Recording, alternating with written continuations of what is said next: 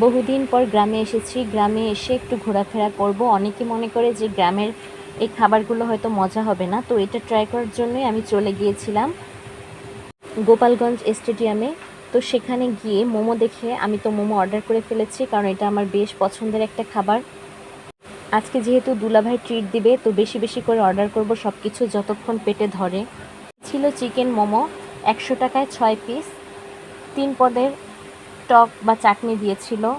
এরপরে নিয়েছিলাম একটা বার্গার, চিকেন বার্গার। বার্গারটাও খেতে বেশ ভালো ছিল, তবে আমার কাছে সবচেয়ে বেশি মোমোটা ভালো লেগেছে। আর যেহেতু আমরা বাহিরে এসেছি, তো ফুচকা চটপটি এসব না খেয়ে তো যাব না।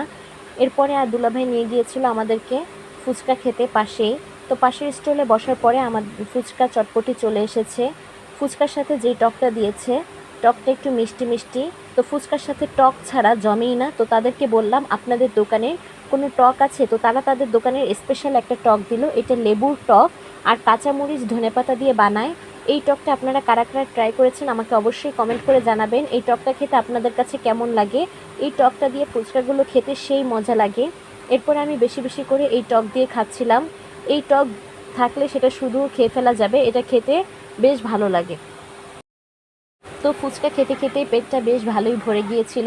তারপরেও তো খেতেই হবে। চটপটিটা খেলাম, চটপটির মধ্যে ভালো পরিমাণে ডিম ছিল, সব কিছুই ভালোই ছিল। আর এখানে ফুচকা ভেঙে দেওয়া হয় না, যে ভেলপুরি থাকে সেই ভেলপুরিটা ভেঙে দেওয়া হয়, তার জন্য এটা খেতে আমার কাছে বেশ ভালো লাগে। যেহেতু ভেলপুরিটা একটু ফুচকার থেকে বেশি ক্রিস্পি হয়, এর জন্য এটা খেতে বেশ ভালো লাগে। ফুচকার যে টকগুলো ছিল, তেঁতুলের টক, লেবুর টক, এগুলো দিয়ে খেতে বেশ ভালো লেগেছে। যারা নতুন, চ্যানেলটি সাবস্ক্রাইব করে দিবেন। ধন্যবাদ সবাইকে।